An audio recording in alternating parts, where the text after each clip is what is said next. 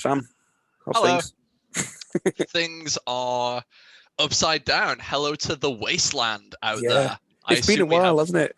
It really has, but I wasn't going to say the wasteland in terms of the wasteland of podcasts that we haven't made up. I was, I was more referencing the wasteland of, if anyone's even left alive out there Yeah. in post-COVID England / the world, I Well, guess. this is it. It's not post-COVID. It's COVID. If we were post-COVID, everything would be fine.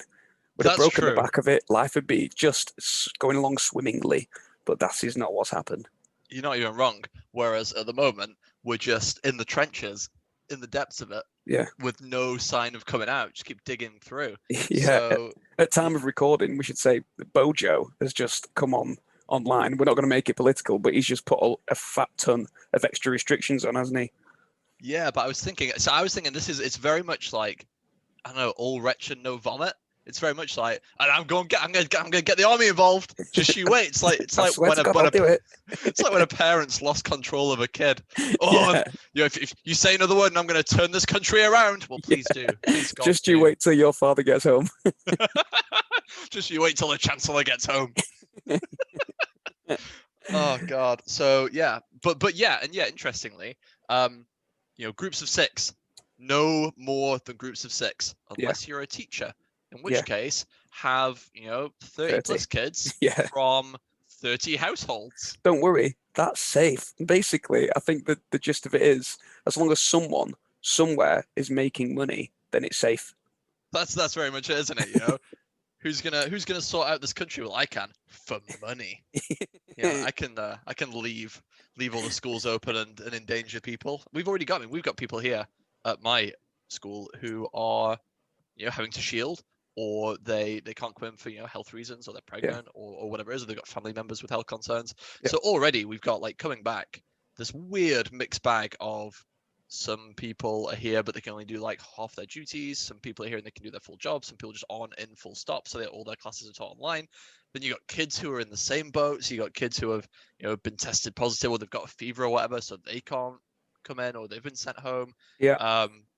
Or you got some kids who are here but their teacher can't be here, so they're almost in a bit of a lockdown situation as well, even though they're perfectly healthy and good to come to school. It's mental. Yeah, it's crazy. And yours is mostly boarding, isn't it? So they can at least go back to their boarding houses if, like, the teacher can't come into school. But in ours, it's mostly day. So, like, if the teacher can't, we're quite fortunate in that we've only had like 1 or 2 cases so far. We've not had to quarantine a year group yet, but we've come close. It's really nearly good. happened. Yeah, That's really good. I mean, we're in the same boat where we've not had any like proper confirmed cases or anything like that. No one's like coughing up a lung outside or anything. Though I was on boarding duty last night, and a kid was coughing and spluttering. So it was very quickly a case of, your temperature is getting taken right now. yeah. But he came in at weirdly 36.9. If anything, he's a little bit hypothermic, so I was a bit concerned. Yeah, go put a jumper on. Yeah, exactly. But so it looks more like he's got a cold than anything. So that's fine. We're all good there. Yeah. But it's just a weird situation. I don't know if you had to do any hybrid teaching yet. No, though. Do you know what I mean by how? Should I define it for the audience? Go ahead. Hybrid teaching. It's what we would describe as the worst of all worlds. In as much as I would rather have everybody in the class. Yeah. If I can't have that, I'd rather have them all online. And then right at the bottom of the barrel is where I have to plan kind of 2 lessons and cater to those who are at home and those who are in school. Yeah, it's the teaching equivalent of being punched in the face and kicked in the balls. It is. It's kind of the teaching equivalent of that middle seat in the back of a car, like the bitch seat. It's like I'd rather sit, front passenger side. Yeah. That's like the kids in the classroom. And if not, I don't mind sitting in the back if I have to. That's just like doing it online. But sitting in that middle seat. Yeah. Oh, that's hybrid teaching right there. Nobody wants to be there. Nobody wants to be there. Nobody wants to be there, and yet so many of us are. How did you find the kids? What were their reactions when you got back to remote learning? What was it? You mean like they've come back from remote learning and they're like, what are they like in the class? Weirdly, really good, actually. I think I think it's a mix of things. I think kids have missed being in school more so than we might appreciate. And I think as well as that, especially some of the younger years, perhaps don't know how to act in school anymore, so they're kind of a bit scared to put a foot wrong, and they're kind of feeling it out fresh. The older kids, and if you got A level or sixth form kids, I think they kind of get the gist and fall back into the swing of things pretty well because they've already done 4, 5, 6 years at school in a secondary environment. Whereas if you've got first or second years, and first years is a big one because then second years is an interesting one because they've kind of had half a year. But then, any settling in any routine has gone out the window with that lockdown back in March. So Absolutely. that's like 2 younger year groups who I think are treading very carefully and just trying to see the lie of the land because it's still so new to them. It's so new. I had some second year. I've got a second year form. I had some of the kids say to me, I preferred lockdown, sir, because it meant I could have all my work done by 1 and spend all afternoon playing Xbox. And I was Interesting. like, okay, I mean, it's not necessarily the approach I'd take. Fair enough, I guess. I mean, I like that he's getting his work done. Yeah. So that's fine. I have no problem with that. Yeah. But you'll have come across them, though, the ones who did fuck all. Yeah, a little bit. Definitely some people who, should we say, are behind the curve, who are struggling, who will, the kind of people who have their fingers crossed that the GCSEs will be, cancelled again. Yeah, but they've got mocks coming. Even if they're cancelled again, they're going to have to sit those mocks. And I was saying to the classes, I was like, this is the first time ever where your mocks matter. Yeah, they actually do matter. It's where your mock is kind of actually a proper mock. Yeah, it's not just us saying that it matters. It actually matters this time. Genuinely does. And I tell you what, kids, there's going to be more of them, and they're going to come way sooner than. I mean, we usually do like a bit of a mock exam towards kind of Christmas time. And then we've got like the rest of the new year to like work on the kids on the way up to the GCSE or the A level. All of a sudden, if that's what we're going to, partially predict their grades off, should the exams get cancelled again, that all of a sudden you have to be like GCSE ready at Christmas. Says 5.5, 6 months earlier than you normally would be. Normally for me, first week of November. Wow, it's even earlier. God, feel for your kids. They come back after mocks and straight in. Jeez. But I was going to say, what was I going to say?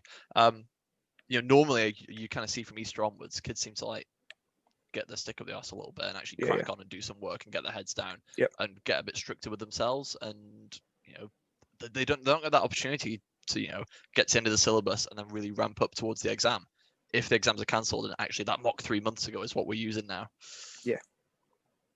Yeah, exactly. The mock is for some kids it'll just be an extra source of stress as well, like as if the world isn't stressful enough. Now mocks matter as well. Come on, give me a chance. It's Absolutely. not fair. And I tell you what, not only is it kind of a little bit unfair on the kids, the teachers as well, because should the exams get cancelled, you've got to justify how you as a department, you as a school came to those grades. You've got to have some sort of kind of robust criteria to say that, this is how we did our central assessed grades. And if you can't do that, let the parent complaint floodgates open, be awash with parents who are unhappy about the grade their kid got, and you have to defend yourself left, right, and center. As you get complaint after complaint. So like to some extent, teachers are quite vulnerable as well, that they need to take these mocks super, super seriously. Yeah, but themselves. What what it's going to be like for teachers between now and whenever. It's just going to be like going to be like the fight scenes in Rocky, where he's just getting absolute hell kicked out of him. Just keep getting up, just keep pushing forward. Just keeps getting up, just keeps getting planted. That's what it's going to be between now and then. Just dazed on the floor. PGC didn't prepare me for this. Yeah, no deal. To be fair, PGC prepared me for a lot of things, but none of them were this. None of this. Yeah, the P definitely stood for postgraduate, not pandemic, didn't it? Yeah. Probably said that. Like, would you? I mean, do you think it'd been any easier if it was for pandemic? What if you were to change the bog standard PGC course at any university to be more to make it COVID friendly? If you were to make it COVID friendly, you'd have to like have hybrid teaching on there, remote learning. You'd have to have way more in kind of what do you call it, like independent study, more like flip learning and stuff like that. For kids to sink their teeth into. You could definitely be interesting as a challenge to redo the curriculum. Or I'd be interested if anyone out there, of our 100 or so listeners or whatever we get, if that, if anyone actually does PGCE courses or trains PGC students, in what ways have you actually changed your syllabus for this year? Because if you've got PGC students coming in, are they allowed to go into schools? Because uni students aren't really going back to uni, are they? And if they are allowed to go into schools and still train, how do you see them? What advice are you giving them? Because this is such a different environment to train in, to kind of to the norm. Compared to what we did, where it was just into a school, fully immersed, like everything. But now Oh, Coach, it's I'm pretty sure day one a kid coughed in my face. yeah. Tell you what, And someone pointed out to me the other day, the concept of birthday cake. go on. Doesn't And that seem a strange idea now, where one kid blows on a cake and then everybody eats the cake? yeah, well, yeah, I agree. Yeah, No, for like sure. we never used to think twice about it, but then someone pointed that out to me. I was like, "You're right." Now that feels weird. It's like watching people shake hands on TV. It makes me feel uncomfortable. Yeah, a little bit. It's weird how there's some things like that are now kind of taboo, and you have you done that awkward shuffle, especially this time of year, meeting new colleagues and meeting new people, and you do that awkward shuffle where you're like, oh, I would shake your hand, oh, but I can't, and they're like, oh yeah, Yeah, no, you can. yeah, It's so weird. It's just the whole yeah, dynamic of just interacting with people, yeah, is just all screwed up. yeah. I mean, the only way to do it is to be sort of like make a laugh and joke about it. Like, well, I will shake your hand, but COVID. But Yeah, the British way. yeah. That's the way I've had to sort of deal with kids in corridors and stuff as well. So we've set up a one-way system in the corridors at my school, and if I see kids going the wrong way, yeah, I have to be like, "You're going the wrong way," and furthermore, if you continue to walk in the wrong way, we are all surely to perish. Just absolute hyperbole all over the place. Oh God! But maybe if you Yeah, do start, if you see, that's the difficult thing. It sounds a little bit silly, doesn't it? But if you don't be strict with it, then very quickly, one case in your school that might have gone away might become 10, 15, 20, 100 cases. So like yeah, you got to be strict with it. yeah, To some extent, I guess the is it PPC, personal professional conduct? yeah, That box is ticked off this year for any PGC yeah, student. Easy, yeah. Did I wear a mask? easy. Yes. All on it. Did I wear a mask? I sanitized my hands. Did I make sure the kids went the right way down the corridor? Tick, tick, tick, for Yeah. sure. Reference all those things, all that Evidence sweet, sweet everywhere. evidence. Mm. Tasty. I tell you, have you come across any kids who just wear their masks all the time, even in lessons yet? Yeah, so it's weird. I mean, we've got a bit of a policy here whereby, well, we've been kind of reviewing it. At first, the policy was very much like, masks will hinder learning, therefore they better not wear them, but they should wear them in corridors but not in class, sort of thing. And then, for some kids that's quite distressful because they don't want to, have their mask off. They feel more at risk if they've taken it off. So then Yeah. we're saying kind of, leave it on, but if you want to ask a question or you're asked to answer a question, then you have to put it down so we can actually talk to you. Yeah. And see your face. Depends how you feel about it. I'm pretty easy. If a kid wants to leave a mask on, leave a mask on. If they don't want to wear their mask in the class, that's fine as well, as long as they're like not distracted by it. They're kind of comfortable so they Yeah. can learn. I think that's fine. Yeah, I'm happy with that. Like I've seen kids coming in wearing a mask, and I'm okay with it. The only problem that I find is in a sort of semi-noisy classroom environment. You don't realize how much of talking to a student is reading their lips. Yeah, for sure. That facial expression Yeah. definitely kind of helps. Yeah. Or just a kid looking lost. All of a sudden, it's a little bit more difficult to spot if they've Yeah, kind of exactly. switched off or they don't get it, because so much in the classroom you don't realize is little things like, do they look confused? Do they look a little bit lost? And you don't get it through Zoom, and you don't get it through like digital learning really. Yeah. And now if they're wearing masks in class, you're not going to get it there either. No. I'll tell you what I've found just as a British person. You know that face that you pull when you walk past someone, and it's not quite a smile, but it's kind of like a thinning of the Yes. lips. For sure. Yeah. That kind of grimace, that kind of social contract grimace. That's gone. Like that's 90% of my interactions with strangers. That's gone. What do I do now? Do I raise my eyebrows? Like, how do I deal But with the thing, even worse than that is, what if you're wearing your mask, you still pull that expression, and they just look at you like, oh, he's blanked me. Yeah, exactly. rude. That's my concern. Because I'm pulling that expression under my mask, but they have no idea. And it's so ingrained. It's such like a knee-jerk reaction that is the face you pull at people that you don't really know well enough to smile or say hello to. You don't know the name, so you just pull that face. And if they don't realize that you're pulling that face, then they're just like, oh, how rude. Here's what you could substitute it for that I've been trialing out. Kind of like a little half thumbs up, like a little weak thumbs up, or maybe like the little wave that you give in the car when you like someone like lets you through, and you little wave to Just say the thanks. 2 fingers. Yeah. Just the little two maybe fingers not off the just the steering two wheel. fingers, but just the little, not a full wave. We're not welcoming an old friend, but just a little wave. Just a half wave, just not a full wave. Not An acknowledgement, Yeah. An acknowledgement. I've seen you, but I don't want to talk to you. Yeah, just so we're all aware. Like this is my half greeting. That said, I'm not going to speak. I'm going to continue walking. For sure. I'm just going to keep on walking, but I've seen that you exist. Yeah, and I've there's also wave and walk, guys. Wave and walk. there's also the verbal equivalent of that, which is right. Yeah, but again, lost if they can't see your face. What they're thinking, where's that come Yeah. from? Is that him? What's that? Yeah. Go for the Tough to James say. Acaster approach and shout our name at them. That way they know who's They know shouting it's you. and they Yeah. can choose to ignore me or not. Oh, excellent. So what's it like in the classroom? I've got big classroom opinions at the moment, and they Yeah. ain't good. Uh-oh. I'm They- finding it okay. For me, it's a little bit odd because I'm starting at a new school anyway. How's that? How are you settling in? How's induction in the COVID world? It's different. Like I don't know any of the staff really because usually the staff would interrupt at lunchtimes in the dining hall, but because of year group bubbles, the staff aren't allowed in the dining hall apart from those who are on duty in there watching over the kids. So I have to eat my lunch in my department every day, which means I know the other two members of my department really well. Just luckily they're nice, like we get along really well, but like I don't know anyone. I don't know any of the staff. Every now and again, there's an afterthought. People go, oh, how are you settling in? I go, yeah, it's great. Teaching physics is the same everywhere, as it turns out, which is fine. But it's kind of like I don't know how much of what I'm experiencing is the kids being different to what they were, and how much of it is just the school being different to what I'm used to. Does that make sense? I get you. Yeah, for sure. Because going to a new school obviously comes with new policies, new colleagues, new rules and regulations. It's just like scoping out a completely new environment, right? Yeah. And then if you take what is the standard of that school and throw it through a pandemic, you're going to get something completely different at the other side. So you're adjusting to, the pandemic version of your new school. But if and when this dies down, will it continue as it is now? Will it revert back to how it was? What if you hate it when it reverts back to what it was? What if the ethos of the school actually turned out to be terrible and they've kind of Yeah. pulled together for this? And then, I'm sure that won't happen, but like, Probably not. Yeah. hopefully it doesn't. Yeah. But just be interesting to see how the dynamic shifts for sure. Yeah.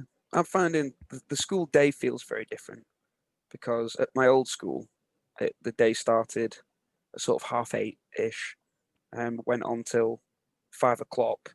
And then you had co-curricular time on top of that. And you had 2 lessons on a Saturday morning plus games. So the week was quite spaced out. There was a lot of, you found you got a lot of free time, you got a lot of break times. Lunch times are very leisurely. It was like an hour and a half for lunch. So it was all quite relaxed. You could always find time to do your jobs during the day that you needed to do. Whereas this place, it's the school day finishes at 4. There's no Saturdays, and I've got a really full timetable. So it feels like just manic compared to what I'm used to. Absolutely crazy. There's no lessons really happen after school. And I think that's a COVID thing, but I can't say for sure. But come 4 o'clock, the kids all vanish, which means that all your clinic time and things have to happen during lunchtime. You're constantly trying to chase kids up. You didn't come to clinic, and then you've got exam classes and stuff. They've come back. You're trying to work out what they do and don't know. You're trying to work out what kids have done the work, what kids haven't, because obviously you can't go through it all again for everyone, because some of the kids will have done it and been perfectly good, and furthermore, you can't spare the time. That's true. You kind of pushed as it is, never mind having to go through an entire year's work. Yeah.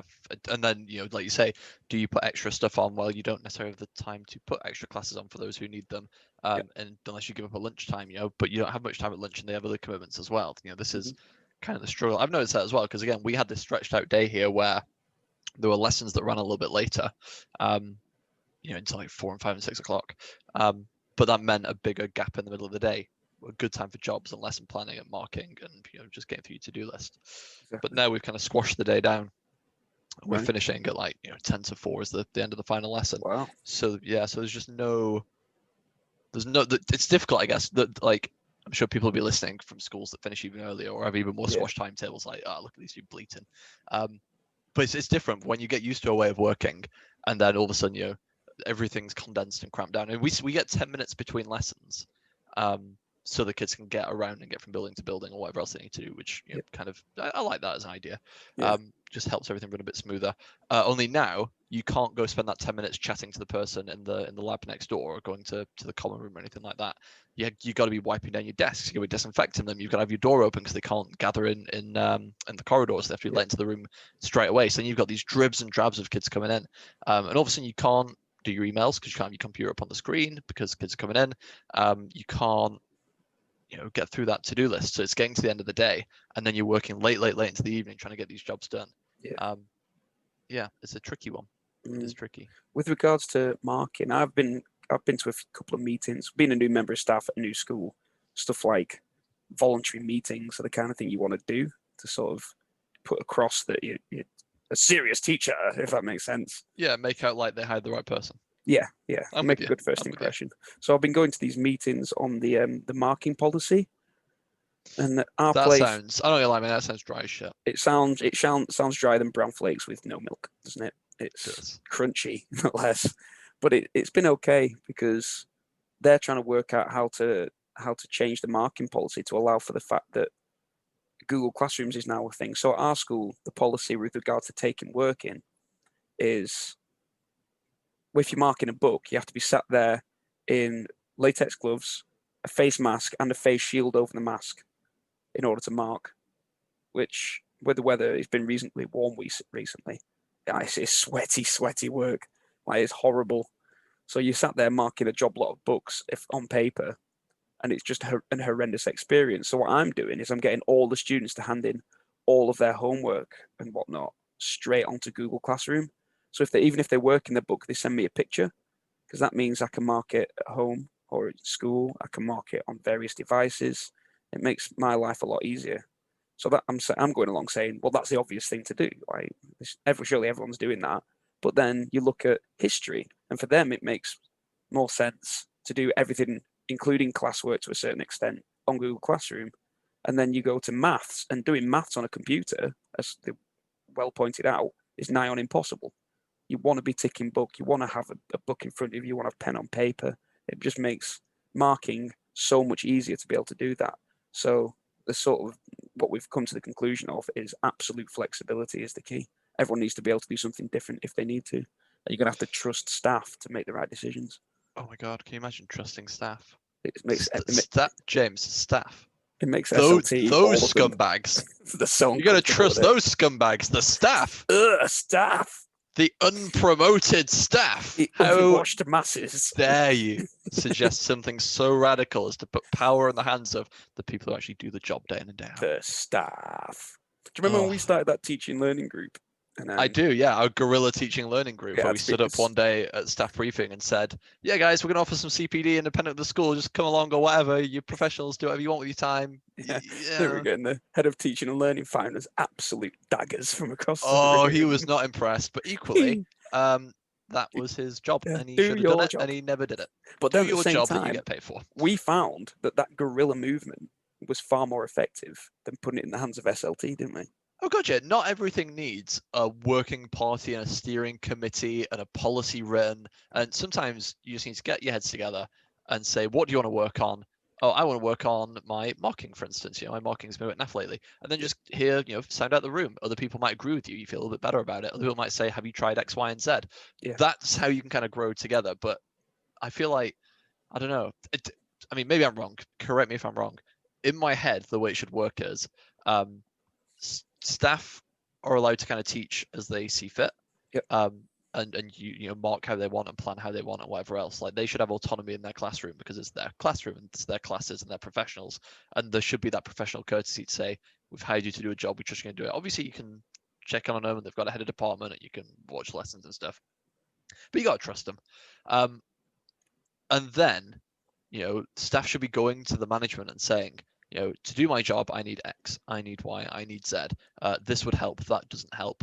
And then it's their job, the higher ups, to say, okay, how can we make this work for the school? Or how can the school provide this to make the teaching as good as it can be? It shouldn't be this top-down approach of, none of us have any timetable, none of us teach. We teach one year 7 class a week, and we usually get that covered. But we've got all these policy ideas that we're just going to rain down on you. Like, that's not the way it works, because you end up out of touch. You need to be listening to the people on the ground and kind of doing what you can to make their jobs manageable. Yeah, we say that like we've got any experience as SLT, but listen to us. We speak sense. We do. It's kind of like you want any kind of leadership to be a servant of the work to the coalface, like, rather than this coalface being a servant to the supervisors. If that makes sense. Good, yeah. There's definitely that difference between being a leader and being a boss. Yeah. And a lot of people think they're very, very good at just being a boss and just saying this needs doing and this needs doing. I'm delegating. You're doing X, Y, and Z. But I just don't know that that's the best way to effectively lead and have a vision for a school and get everyone to buy into that same kind of ethos. Yeah. But equally, like you say, we've never been, senior management in a school.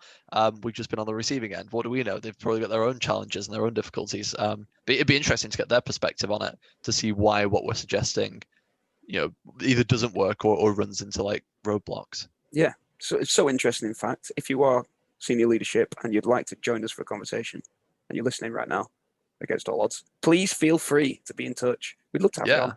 We'd love to talk to other people. We would, because we're kind of sick of each other at this point. Because me and you are just like a little echo chamber of in a good perfect ideas. World. Yeah, of good ideas. Just this sort of like rose tinted world of why can't we all just be creative teachers? And we almost could do with like some hardened veteran, some absolute world weary, we should, just to kind of put us in our place a little bit, or just give us the flip side, or play devil's advocate, whatever. Because for instance, you just said, the maths department at your place have said, you can't do maths on a computer. We're not doing that. Done. Well, like our maths department are doing it perfectly well. I know plenty of people in maths who are managing it. Equally, I think it's helped by, I think some of the people in the department or some of the kids have tablets and things. And as soon as you've got like an iPad or something and you can like sketch and draw and write, or you've got something with a stylus, it essentially is digital paper, isn't it? But if you don't have access to that, obviously, maths then becomes an absolute nightmare. Anyone who's tried to use like equation functions and like type in your equations and find all the symbols, oh my God. Word. Yeah, exactly. So long. Because I said that in this meeting that we went to, of which I was the only, of all those people attending, there was maybe 10 of us. I was the only male there, which struck me as I was hoping some kind of, aberration rather than the norm at my school, where the men are just never turn up to meetings. But I suggested, I said, well, we can all see where this is going. Obviously, within sort of 10 years, every school, every student will want to be working on tablets instead of paper. Yeah, I tell you what would be interesting. I would be interested to see, for any given school, what do they spend on folders? What do they spend on files? What do they spend on textbooks? What do they spend on printing lesson materials from the staff? And then how does that compare to kitting kids out with a tablet? I did look into this recently. I'd be interested to know the deficit. It still is marginally in the favour of books and paper, but not by much. To the extent where it's changing so quickly as well as tablets get cheaper and cheaper, that if you're setting up a new school now, if someone said, we want you to make a school for us, like an academy or whatever, you'd go straight down the line of iPads, wouldn't you? Because the problem is schools have already invested into textbooks quite often, and if they've got the textbooks, they're not very keen to throw that to one side in favour of fangled. But I'll tell you what, here's a bugger for you as well that we found in our place. Because we looked into, if kids are going to have tablets and have computers, what if, because all you ever get at the end of every year are these scrappy textbooks back that have just been dragged through the mill and they're 4 and 5 and 6 years old and stuff. So we said, what if we look at digital textbook? I'll tell you now, a lot of digital textbook providers, they're selling digital textbook licenses at more or less the same price as the regular paper textbook, only you only get it for a set period, like a year or two. That's mental. They're properly kind of profiteering and cashing in on something that, once that book's been made and digitized, and there's a paper copy of that book, it's been made elsewhere, it's just been digitized. Now they've got that one digital copy. They're forking it out for licenses at a fortune. For sure they are. That's something to discuss perhaps in a different podcast, because I'd rather do some more reading and research and bring like stats and figures and that sort of thing. For sure. But definitely we've seen that. And it's that debate of, are we better having a stock of paper ones, or are we better just forking out with the digital ones? Unfortunately, these days paper ones in the COVID world, not great. Can't take them off one year and give them to another. Yep. You have to wash them down. We have a real problem in that, because the school's in lockdown at the end of last year, they usually have a book day where all the students bring in their textbooks, hand them in, and then we give them out to the next year in September. But because we never had that, we're kind of, the textbooks are coming back in dribs and drabs. So there are entire cohorts of kids that aren't armed with textbooks because they weren't handed in the year before. God, no, for sure. It's those little things, those little kind of routines that go out the window that just make this year it's like it's not. How do you describe it? It's not the case that shit's completely hit the fan and everything's in meltdown, but they're just all little nails in the coffin of what should be a good school experience for the teachers and for the staff and for the kids. Yeah. Just bit by bit, you're just like, what about this? Oh, what about the marking? Oh, what about the textbooks? Oh, yeah, and it's just really awkward. Right? It need Yeah. not be. Like, oh, why? Just make it. Why can't anything just be easy? And nothing is ever easy. Booking practicals. Speaking as two science teachers, booking practicals is now an even bigger pain. What's the deal at your place? What? This is the deal at our place. As a biology teacher, I can be specific. Microscopes, for instance, are in year group bubbles. So we've got now a set of like year 10 microscopes, a set of year 11 microscopes, and they only get used with those classes. So that kind of helps a little bit, and our technicians are really good about dealing with that, so that's fine. For the past couple of years, we've just used like a Google Forms thing to book our practicals. So you just submit on the Google form, that goes through to the technicians. They, it goes through to their spreadsheet to say what needs to be done and when. So that's pretty smooth. Yeah, it's a little bit difficult for setting up and taking stuff back down and then getting the next class like ready to go. Yeah. Just because you got to wipe all the desks down, all the tables down, and kit needs quarantining. I think some of the equipment needs quarantining for like 2 or 3 days if it's being used between year groups. Yeah. I imagine you have a similar problem. So it's like first come first serve on the kit. Yeah, we have to book our practicals a week in advance. So what I'm doing at the minute is I get in on a Monday. It just so happens that every Monday I have at least one free period. So during that time, I am booking my practicals for not for that week, but for the week after. Yeah. So I'm having to plan so far in advance. I don't know which way is up. I'd sympathize with you, but that's what I do on PGC. I think that's a pretty common thing for a lot of schools. Yeah, but usually it's the Friday rather than the Monday. To be fair, it can be. Yeah, usually it's like you need to have your 4 men, before the weekend, ready for the next week to go. But yeah, a full 168 hours notice. For your praxes. I understand why they need to do it. Yeah, because at least you get access to practicals. Yeah, the technicians got no chance. And then at our place, the chemistry technician has shown some symptoms, so she's had to back off. And in this world at the minute where you can't get a test for love nor money, she's going to be off for a little while at least. And that's it. What's isolation? 14 days. Yeah, because we were quite good in everyone in our department was sticking by those rules and booking it well in advance. But in chemistry, they were still, can I have this for tomorrow, please? And as soon as the technician goes off, it suddenly all makes sense to them. Yeah, you're certainly not getting that for tomorrow, please. No, you're certainly not. You're not getting that for tomorrow, please, at all. Yeah, it's a week in advance. Like the other technicians can sort of rally round and help out and stuff. You can go to the prep room and make your own bits and pieces together, but no, not if you've not got it in plenty of time. Jeez, that's horrible. Yeah. Let's talk about teaching. We've talked about the kind of behind the scenes stuff and trying to get back into the classroom. This is my problem at the moment. I've got many problems. I'll give you like a shopping list of issues I've got. This is more like, to be fair, at this point, the listeners don't matter. Not that we get any anyway. This is more therapy for me. Just vent at me, bro. This is pure therapy. I don't pay for this, guys. I'm not on the clock here. I mean, we are because we have a limit to this, but yeah, I've got half an hour of my hour left, so I'm gonna get my therapy in. Issue the first. Kids coming in dribs and drabs at the start of a lesson because they can't stay in corridors. All you get taught, especially on PGCE, especially for new like first years or into the teachers at new schools, when you're establishing yourself, it's like routine. Have a routine. You want your kids quiet, or you want them lined up outside. You want to be there to let them in or to welcome them at the door one by one. Now it's like, I'm going to get 3 kids. Then I'm going to get 4 kids, then maybe another 6 kids, then 1 kid, then 3 kids might be late, and then 2 kids aren't going to show up because they're being taught online and whatever it is. The whole thing, just getting a coherent start to the lesson is really difficult. Really difficult. I've thought about, putting exercises or activities on the board at the front, so if kids come in, they can, start doing them. But then it's the question of, what about the kids who come in like on the bell, as it were? Do they just not do that extra work?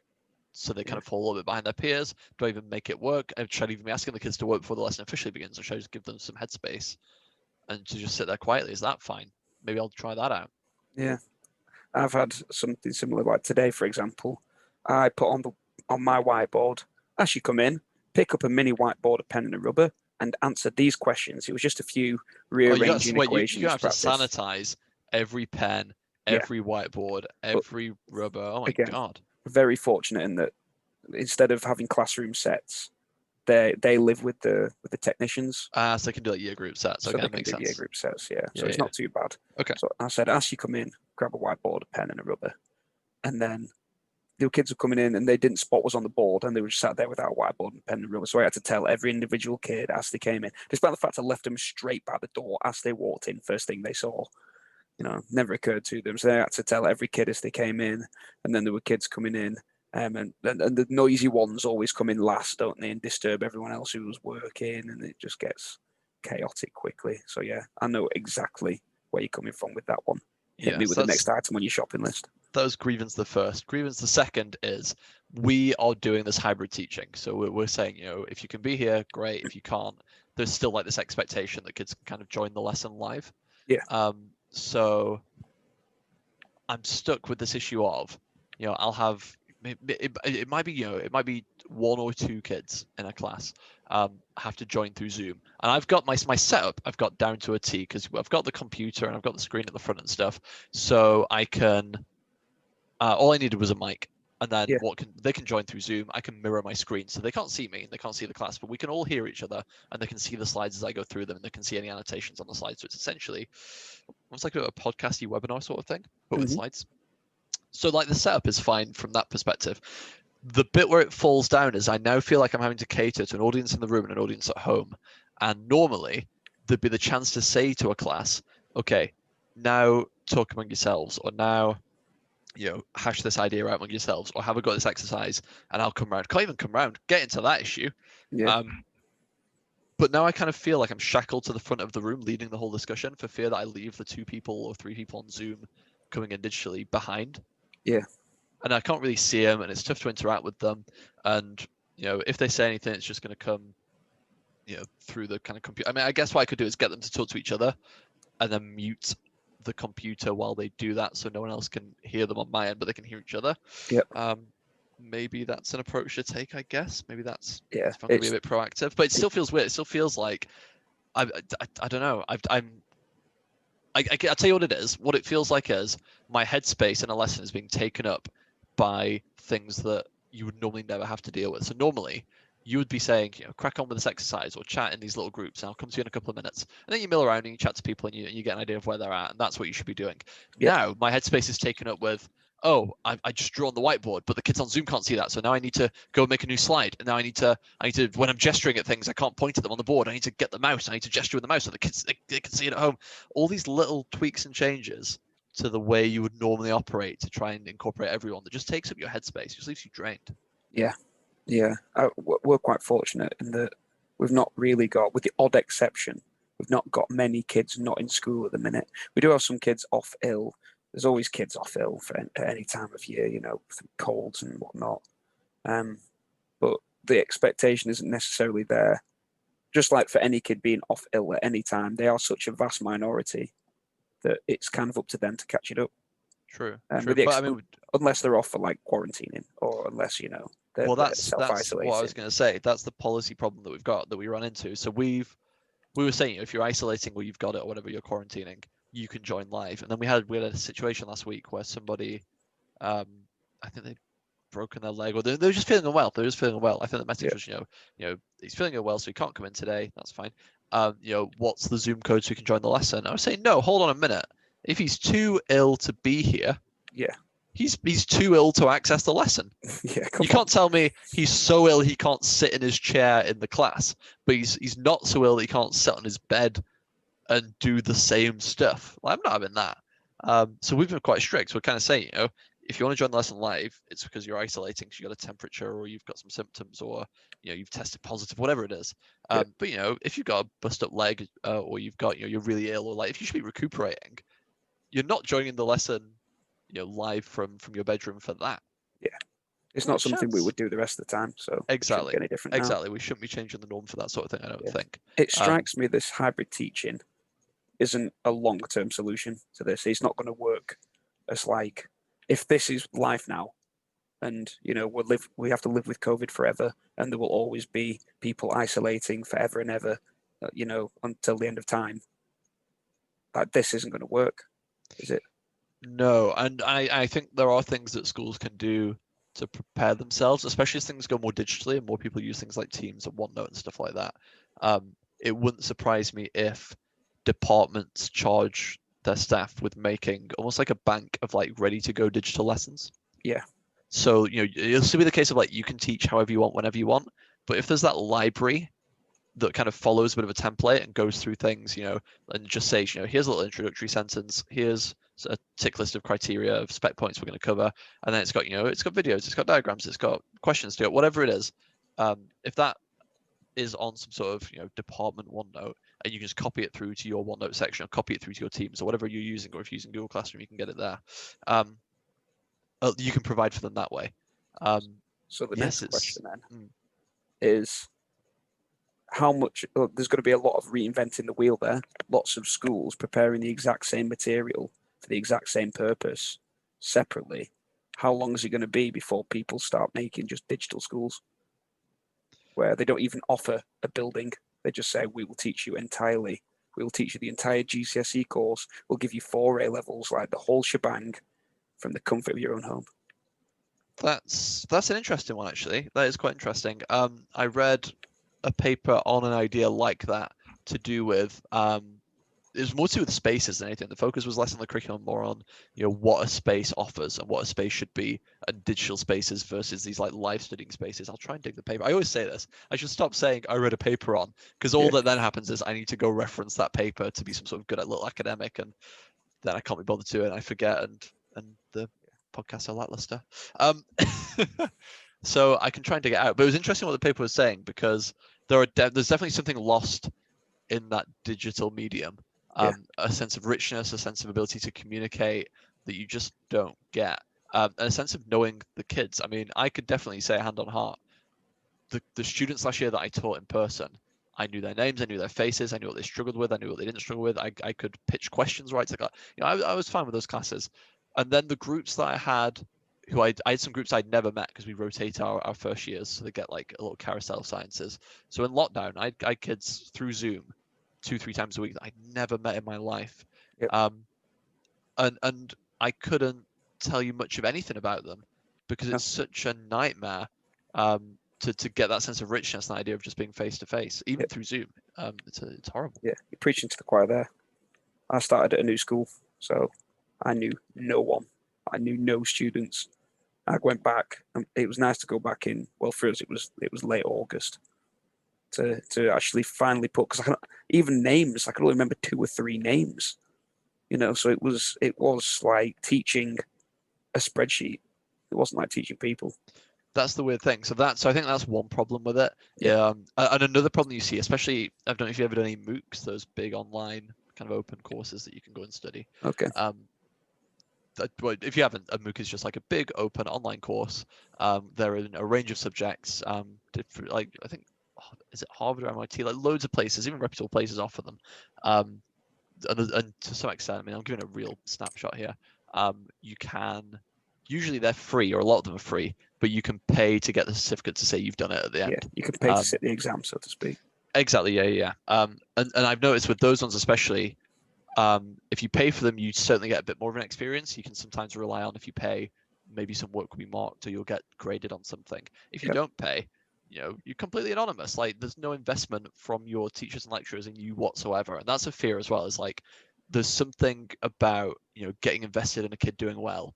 Part of that is like actually meeting them and being in the same room as them and getting to know them and seeing them for the person they are, not just seeing an avatar on a screen, for sure. When it comes to sitting exams as well, where do you sit those exams?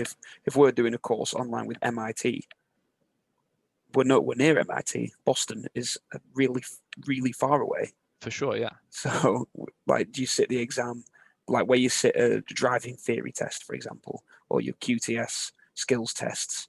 Do you go to one of those centers and sit the test there? It's weird. That's the question. Or will we get to the point with technology where you can sit it in the comfort of your own home? And it's secure. There's definitely, I mean, we've got some software at the moment called ANS, which I think is Dutch. And it's just like one of those kind of build your own exam sorts of things, and it's got a whole bunch of flexibility for like building exams. I'll have to show you actually. Remind me to show you because it's pretty nifty.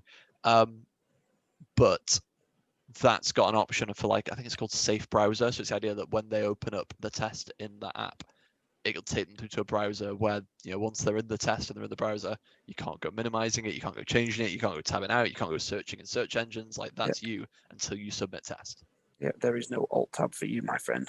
Yeah, I mean, obviously the downside is everyone owns a phone, so yeah, they just get the other device out and get all the answers on there. Yeah, outstanding move. Checkmate. I own more than one device because Yeah. it's the 21st century, and most people will have, you know, if they're doing it on a laptop or a computer, they've probably got some sort of smartphone for sure. You win this round, Zoomers. You Damn win this again. round. So that's one of my gripes. My other big gripe, other than feeling shackled to the front of the room with no headspace and kids going drips and drabs, my other issue is you can't circulate around the room. Normally, I would set, even, you know, let's say the bog standard teacher, you set a worksheet, you know, kids do worksheet, kids answer questions, kids test their knowledge, whatever. Normally in that time, you're then circulating, aren't you? And you're just having a quiet word here and a quiet word there, or you're chatting to a table of people about some mistake that they might have all collectively made when they were working on a problem together. You can't, we're not allowed to do that anymore. We're being told if you want to do that, that's when the gloves come on and the mask comes on and the visor comes on. All of a sudden you're like Darth Vader approaching them, these poor rebels in front of you. Or it's a case of stay 2 meters away and stand at the front of the room and just kind of watch awkwardly while they do stuff. Now we're quite fortunate because with the advance of iPads and things like that, you've got Apple Classroom. Is it called Apple Classroom? Something like that. I think it's got Apple Classroom, and you can like police and see what's on their screen. But you still don't want to have that private conversation with a kid who's struggling in front of a class of 30 kids shouting over everyone's head, so you can shout to the back of the room to have that word. So I feel like there's something still being lost in the classroom. It's still not the teaching experience it perhaps could or should be. Yeah. How much do you think, speaking as a biologist here, do you think that actually makes any difference in terms of the R value, so to speak, the number of people being infected? Well, I feel like I should preface this by saying that while my background is like immunology and infectious disease at university, you know, obviously I'm not some research scientist. But I do my best to keep up in terms of the R value, which is just, you know, how many people an infected person is likely to spread it to. It's kind of the summary. But ideally, you know, you want it to be less than 1. If it's 1, then I infect you and you infect someone else and they infect someone else, and it just kind of keeps rolling. It never gets bigger, it never gets smaller.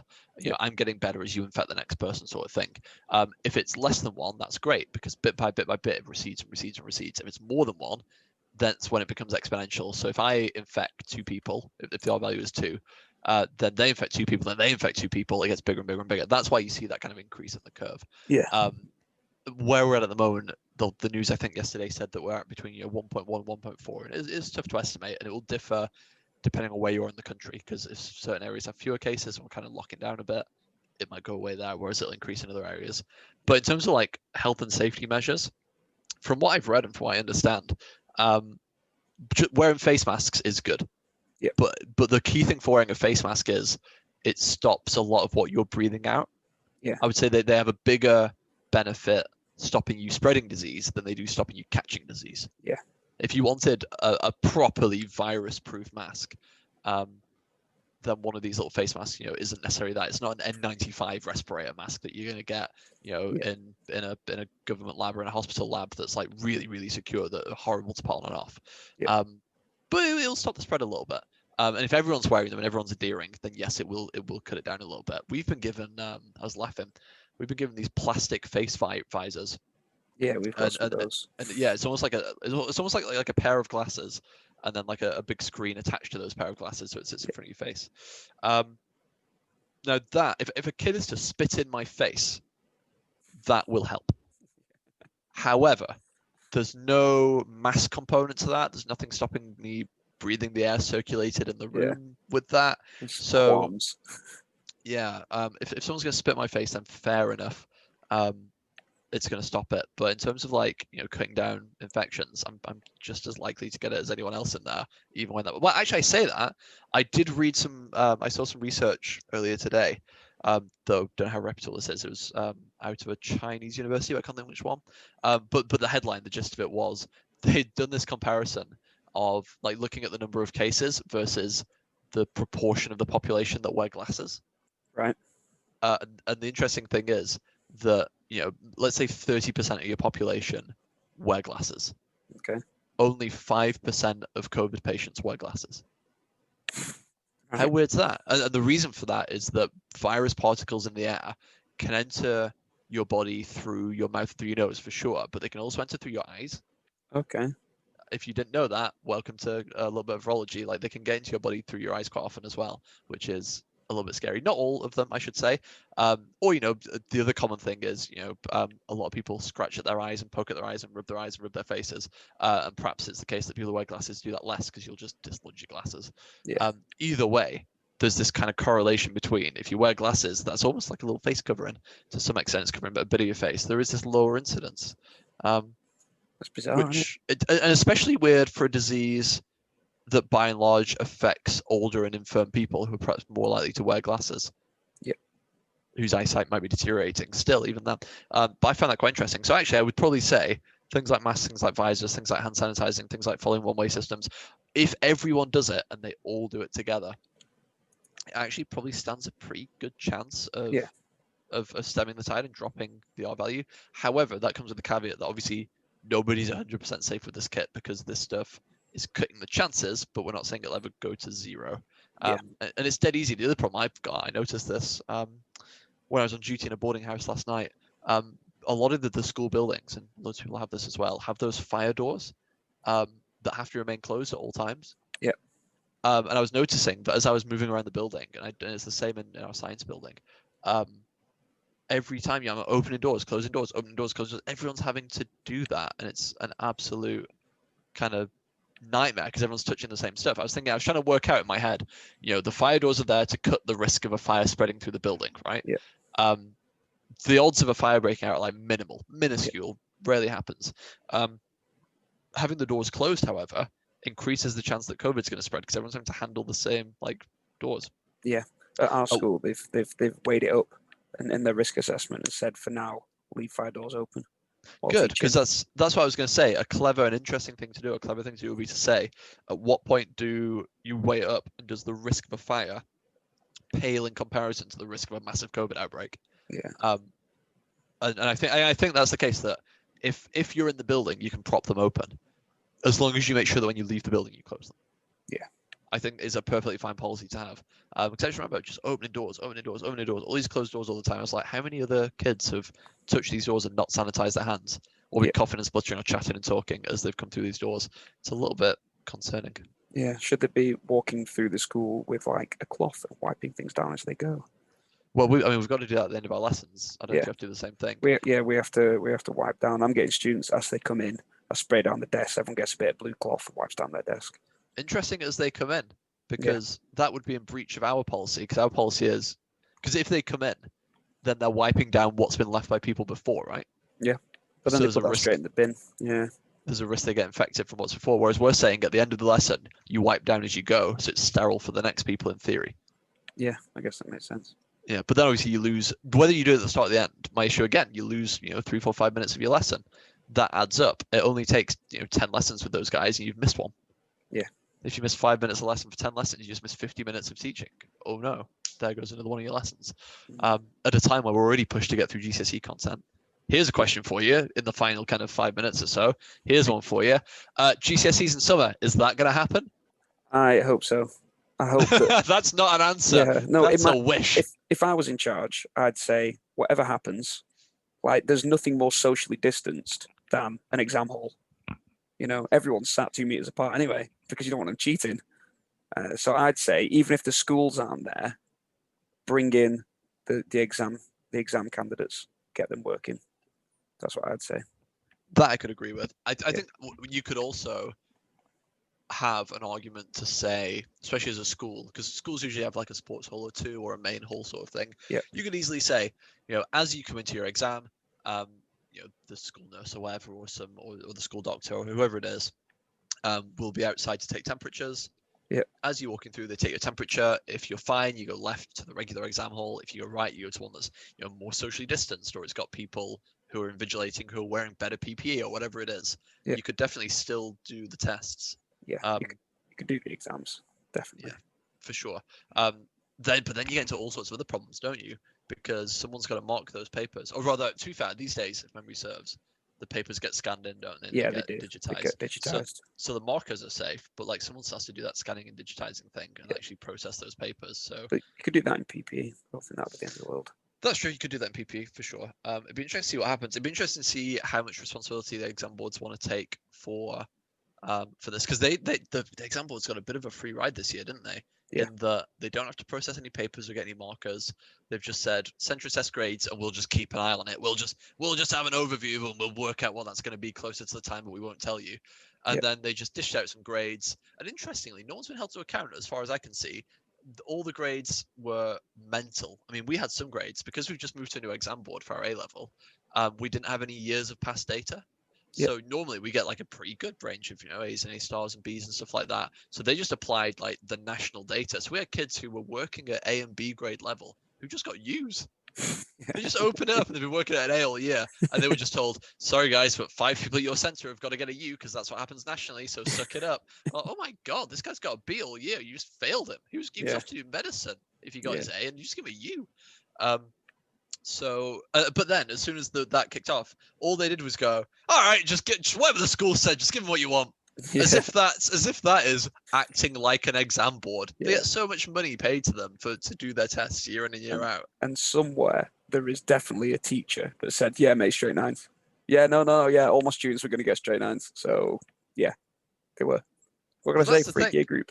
That's the annoying thing is that, I mean, I can say, hand on heart, I can say we did ours with integrity, and we had a system in place looking at all their past grades, and we only used data that everybody in the cohort, everyone in year 11 had sat that test. We weren't like saying, 3 of my homeworks are worth 1 of that end of unit test. We weren't haggling or anything. It was all pretty standardized data, I should say. Yeah. And therefore we can kind of defend it. And we gave people 9s and 8s for GCSE, and we gave people 7s, we gave people 6s, we gave people 5s, and all the way down. But what if we just sat there and been ballsy and said, fuck it, give them all 9s, let them eat cake? Yeah, mate, straight 9s. Someone will have done it. Someone would have done it. I've heard from some people, that in some schools they've just decided to take, what if we just looked at the years where we got really good results and we just said that was the standard result we get. So 2019 was shit, but 18, 17, 16 was good, so we'll use them. Yeah. Again, is there integrity there? Is that what you should be doing? I don't think you should be allowed to do that, but whatever. And then do the exam boards have the right to say, like, if your results are outside of a standard, however many standard deviations of your previous exam results, then we're going to look at removing your accreditation? Well, to some extent, I feel like, no. To some extent, they've got to have some ownership because they're the ones giving the grades. Like your bog standard secondary school is not dishing out GCSEs, right? The exam board have their name on it. They give the certificate. They give the little stamp of approval. Yeah. So they've got to be happy with this going out. So they need some sort of way of having some quality check. And the other issue I was going to bring up just briefly before we finish was this idea that if they're going to be cancelled, or if exam boards are acting as if they are, if they know, further down the line there's a good chance they might be, we need to be told as teachers sooner rather than later so that we can start gathering data to generate good, robust, central assessed grades. Yeah. Because we were told very much last minute how it was going to be last kind of March, April time. And then the kids are gone and you can't really do anything else. And if they're not there, you've just got the data you've got. And if you're not a school that does much kind of, block year group sort of testing, good luck. You've got no data. Enjoy getting your grades together. Yeah. Well, on their homeworks, they got an average of 60%. Homework's a worksheet is random. It's not even written by the exam board most of the time. It's crazy. Yeah, absolutely. It's ludicrous. You don't know what conditions it was sat in. You don't know how they were feeling that day. At least on an exam day, they've had months to prepare and they've been ramping up and they knew this day was coming. Yeah. You have no idea what's going on that bog standard rainy Wednesday afternoon where some kids rushed from choir practice to come to your lesson. He or she is all disheveled. They sit down, they do their test or whatever, or they do their worksheet and then they bugger off again. Yeah. And we're going to examine them and say that was part of their GCSE, really? I mean, this is it. I had a student at my school who, unfortunately, well, tragically, recently lost her mother. And then she had to come back in. It was almost the second day back. She had to catch up on a physics test. Now, if we went into lockdown today, that would be the only information I had of it all year. You know, Can you foster imagine? mum 2 days later comes in, sits an exam, has to go home again. You know, that you can't call that a fair crack of the No, whip. you can't. And even when you look at things like, you know, special dispensation for things like grieving a loved one and stuff like that, if memory serves, even in bog standard exam season, I think that adds up to being like at most, is it 5% leeway that they give you? Yeah, I yeah, think. I not remember enough. going through this with one of my classes, and they were saying, you know, cough, cold, rundown, fever, whatever. You get like a percent maybe if you go through all the bog standard process of like putting all the paperwork through. Yeah. And we were looking through it, and it's like, you know, if you want, well, what if I want 4 or 5%, sir? Well, yeah, you're gonna have to lose a parent or an arm or something. Like it's gonna have to be traumatic. They're not Yeah. gonna hand that out. Yeah. Again, so it'd be interesting to see in terms of special dispensation what schools and exam boards will and won't allow in a kind of digital world, because there's obviously other obstacles that they perhaps aren't accounting for.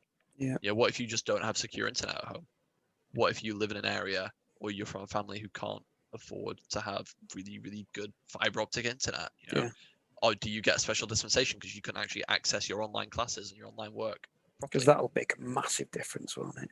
That's If enormous. you It is. get one student who's trying to do all remote learning from their phone, another student who's got a fully working top end PC, there's no Massive difference. yeah There's no comparison. I mean, I tell comparison. you what, I remember last year, first year of my masters, reading papers on this kind of north-south divide. This idea that the northern hemisphere obviously has, you know, access to clean water and electricity and good internet and all the rest of it. It's got all these amenities, and therefore education is quite good. Whereas like it's kind of called the global south.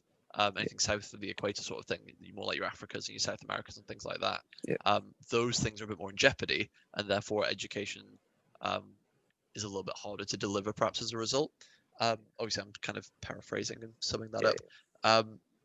But I didn't really appreciate. Obviously, like you can sympathize, but I could empathize because this year I've been getting more and more power cuts. There's some issue in my area. The power company are trying to fix it. And there's nothing more frustrating than being halfway through trying to mark some work or trying to put together something like send an email off to a member of staff, and then all your power goes off, just gone, and you don't know when it's back. Yeah. So if kids are in that situation and the internet's down and you don't know when it's coming back, or it's really sketchy and it just kind of buzzes in out and it won't load anything, well, you know, do they get dispensation? I think they should. Of course they should. They can't access their learning in the way that everybody else can. Yeah. Interesting. That's perhaps one to Policing talk that. about in future. Yeah. That's Good like a luck whole policing podcast in that. itself. I Yeah. know. If you've got any thoughts on any of that, please feel free to be in touch. Do, yeah. Or if you're one of these managers that we talked about earlier who wants to talk about the perspective from the top down, we'd love to hear from it. Or if you're a brand new teacher and you're just trying to get settled in, whoever it is, just come and talk to us. Anything to get out of the echo chamber of our own opinions. Yeah, we'll just keep talking to one another forever and ever. Yeah, which we don't mind, but you know, it'd be nice to have some fresh input for sure. We're friendly people, right? Definitely. For Kind the of. most part. Yeah. Perfect. All right then. Shall we round it off there? And at some point, I guess we need to get back to doing our teaching standard ones, which will Yeah. be good. That'll be the next episode, I should imagine. Yeah, let's do that. Let's do a teaching standards one next. It'd be nice to have the Cool. full collection Yeah. All 8. Tasty. plus PPC. Or Oh, yeah. yeah. All right. Anyway, all right. Thanks, Cheers. folks. Thanks for listening. Catch you later.